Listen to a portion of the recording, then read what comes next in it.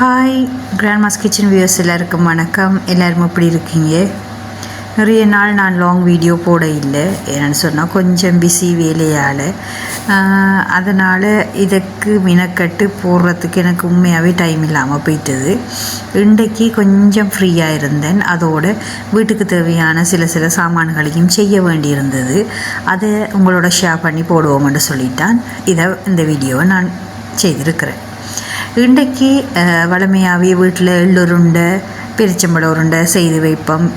ஈவினிங்கில் சாப்பிட்றதுக்கோ இல்லாட்டி பசி எடுத்தால் 2 வாயில் போடுறதுக்கோ.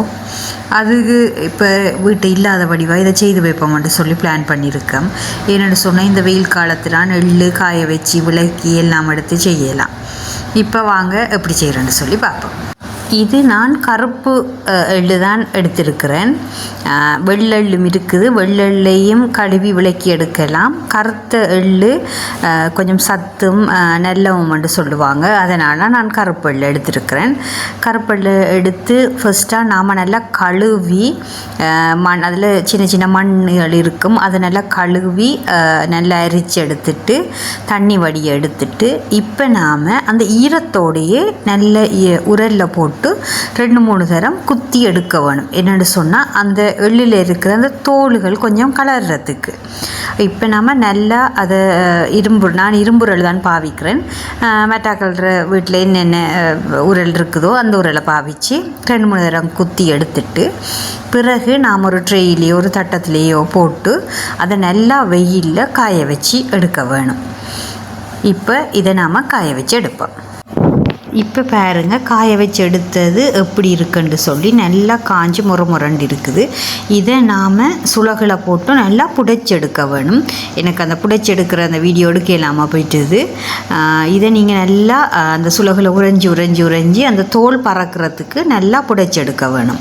புடைச்சி எடுத்துட்டு அதில் தூசி அந்த தோல்கள் எல்லாம் கலண்ட பிறகு திருப்பி நாம் உரலில் போட்டு அதை நல்லா இடித்து கொண்டே இருக்கணும். இது தண்ணியோ எந்த ஒரு இதுவோ இதில் விட்டுறக்கூடாது. நல்லா இடிக்க வேணும். இடிக்கக்குள்ளேயே உங்களுக்கு தெரியும் அந்த எண்ணெய் பசை வந்து அந்த எள்ளு அப்படியே பிரண்டு வர மாதிரி இருக்கும். அது வரைக்கும் நல்லா எள்ளுகள் எல்லாம் மாவாகிற வரைக்கும் இடிக்க வேணும். இன்றைக்கு நான் இந்த எள்ளுருண்டை செய்கிறதுக்கு உண்மையாகவே நான் கருப்பட்டி தேடி பார்த்தேன், கிடைக்க இல்லை. அதனால் நான் சீனி தான் போடுறேன். இதில் சில பேர் பெனங்குட்டான் போடுவாங்க, பெனங்கற்கண்டு போடுவாங்க, சில பேர் கருப்பட்டி போடுவாங்க, பெனங்கட்டி போடுவாங்க. நான் என்னட்ட இருந்த சீனியைத்தான் நான் போடுறேன். என்னென்னு சொன்னால் கருப்பட்டி தேடின்னு கிடைக்க இல்லை. இப்போ நாம் நல்லா இடித்து எடுக்கக்குள்ளேயே நீங்கள் பார்த்தீங்கன்னு சொன்னால் கையை வச்சு பார்த்தீங்கன்னா தெரியும் அது நல்லா பிணைஞ்சி கட்டிய பருவத்தில் வந்திருக்கும். அந்த எண்ணெய் எல்லாம் அப்படியே உருண்டு. இப்போ நாம் இதை சின்ன உருண்டைகளாக பிடிச்சி எடுத்தோம்னு சொன்னால் நம்மளோட எள்ளுருண்டை ரெடி ஆகிடும். என்ன எள்ளுருண்டை தானே என்று சாதாரணமாக இந்த எள்ளை நாம் நினைக்க இயலாது. என்னென்னு சொன்னால் பெண்களுக்கு உடம்பை வலுவாக வச்சிருக்கிறதுக்கு இந்த எள்ளு பெரிய ஒரு உதவியாக இருக்குது. அதே மாதிரி அந்த காலத்தாக்கள் கட்டாயம் இந்த எள்ளை சாப்பாட்டில் சேர்த்து கொள்ளுங்க. எள்ளு பொடியாகட்டும் எள்ளு உருண்டையாகட்டும் இதண்டான வீட்டில் இருந்து கொண்டே இருக்கும்.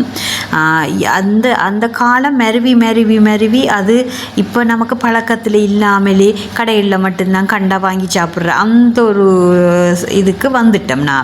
அதை நாம் குறைச்சிட்டு நம்மளோட வீட்டிலையே செய்து சாப்பிட்டு சுத்தமாக செய்தோம்னு சொன்னால் நம்மளோட வீட்டுக்காராக்களுக்கும் உண்மையாகவே பயனுள்ளதாக இருக்கும். அடுத்ததான் நான் இன்றைக்கு பேரிச்சம்பழம் உருண்டை தான் செய்ய போகிறேன். பேரிச்சம்பழம் நல்லா நைஸாக சுத்தப்படுத்தி வச்சுட்டு சின்ன நல்லா அரைஞ்சி வச்சுருக்கேன். அதோடு இன்றைக்கு என்கிட்ட இருக்கிற கேஷ்யூ நட்டை தான் போட்டிருக்கேன், முந்திரியங்கொட்டையை தான் போட்டிருக்கேன். சில பேர் பாதாம் பருப்பு, அந்த பிஸ்டாச்சியோ இப்படி அவங்கள்ட்ட இருக்கிற நட்ஸுகளை இதில் சேர்க்கலாம். இன்றைக்கு எனக்கு கேஷ்யூ நட் மட்டும்தான் என்கிட்ட இருந்தது, அதைத்தான் நான் சேர்த்துருக்கிறேன். பேரிச்சம்பழமும் இரும்பு சத்து, ஒரு நாளைக்கு ஒரு 2-3 பேரிச்சம்பழம் சாப்பிட்டாலும் உண்மையாகவே உடம்புக்கு நல்ல. அதனால் இந்த பேரிச்சம்பழம் உருண்டையையும் நான் செய்து வச்சிட்டேன். இப்போ நாம் ஒவ்வொரு உருண்டையாக இதை பிடிச்சி எடுப்போம். இது உண்மையாக ஈஸியான மெத்தட் தான். நீங்கள் இதுக்குள்ளே நிறைய இன்னும் ப்ளம்ஸுகள் அப்படியெல்லாம் போட்டு சேர்த்து பேரிச்சம்பழம் உருண்டை செய்யலாம். இப்போ நாம் செய்து வச்ச உருண்டைகளை ஸ்டோர் பண்ணி வைக்கிறத பார்ப்போம்.